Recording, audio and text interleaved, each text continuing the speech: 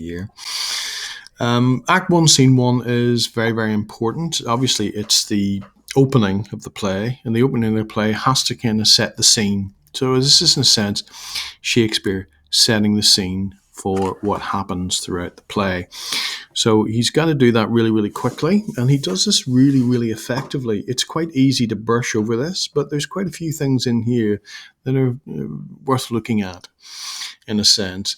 One of the key things that the background to this, in a sense, is that Scotland is at war with Norway. The Norwegians have invaded, and King Duncan, the Scottish king, is obviously having to fight back. But the problem is that he can't trust his noblemen, the Thanes. He can't trust them. And so he's in a position where he has to kind of fight, obviously, the invader, but also factions within his own kind of hierarchy that may kind of profit from his downfall. And this is the sort of background. So he in a way, he's kind of like he's fighting on two levels.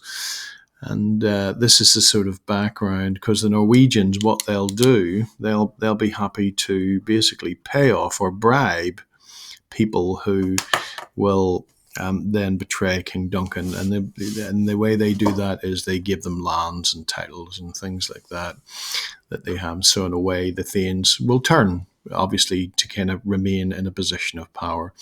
And if they go against, obviously, the Norwegians and the invaders and they win, well, they'll be executed or, carted off or whatever. So again, Act 1, Scene 1, we kind of set the scene in a sense. It's a deserted place, thunder and lightning. So we get this sense of pathetic fallacy. Pathetic fallacy being how the kind of the external elements are reflecting the mood of the play. And this kind of like a distorted sort of dark and miserable kind of almost violent sort of situation we've got in this place where no one is around. And we've got the witches. Now the witches, when they enter, will look pretty much, not like we would expect, but they would have certain things that they would have worn that the Elizabethan Jacobean audiences would have understood as to be witches. And immediately the audience would have been kind of on edge to kind of say, right, well, wow, okay, we're starting off with these witches, hold on a second. Isn't this play about a guy called Macbeth? Yeah, because he's the titular character. Isn't something going to happen here with regards to Macbeth? And we finally find Macbeth down on line 8. Okay, when the third witch says they're to meet with Macbeth. All right. Again, kind of referring back to the kind of the war that's happening between Norway and Scotland, we've got this idea, the hurly-burly. Okay, when the war is finished, the hurly-burly, and the battle's lost and won. And we get that kind of paradox that with every failure there's a win, and with every win there's a failure, a loss. And we get that sort of that two sides of the different coin. That life is fragile. That things can quickly turn. And so, in a way, they're kind of planning. They kind of got this plan where they're going to meet Macbeth. And in a way, this is really interesting because, in a sense, it's almost like a conspiracy. They're conspiring. All right.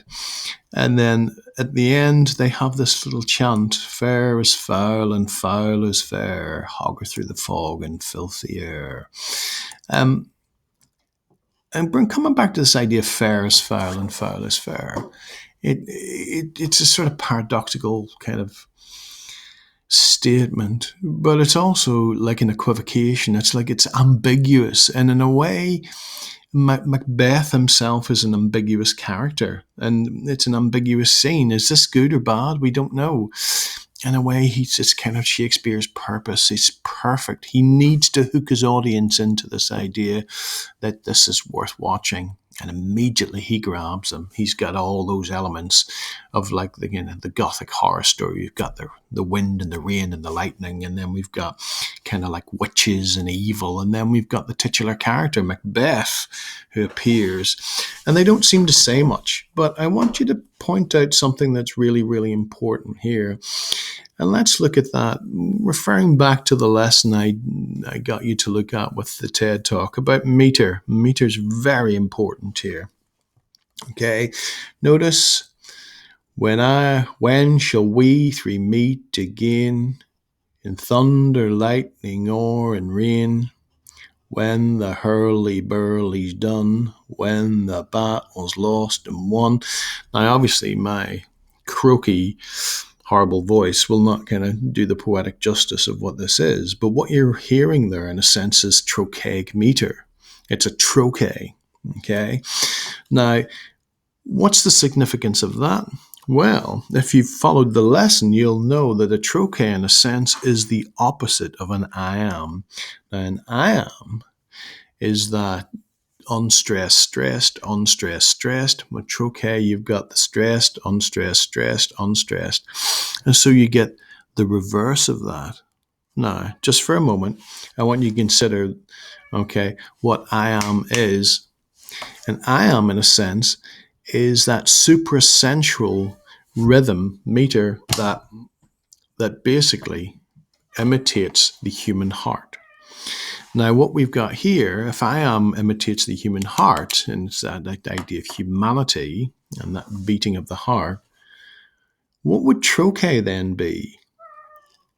If iamb is natural, then, in a sense, the trochee would be unnatural or supernatural.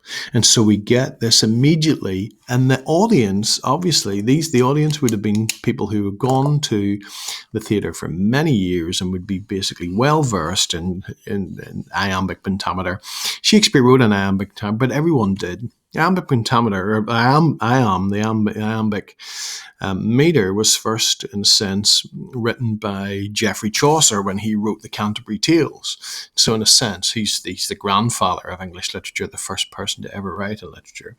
And so we get this lovely idea of how Shakespeare puts together the unnatural setting. It's that the place, the deserted place, the fact that we've got three witches that are kind of come together to conspire, and then we've got the unnatural rhythm of how they speak, and that sets the tone for the coming play. And then we've got the idea of Macbeth, and people start to wonder, what the hell is going on? I need to pick up and pay attention. Thank you.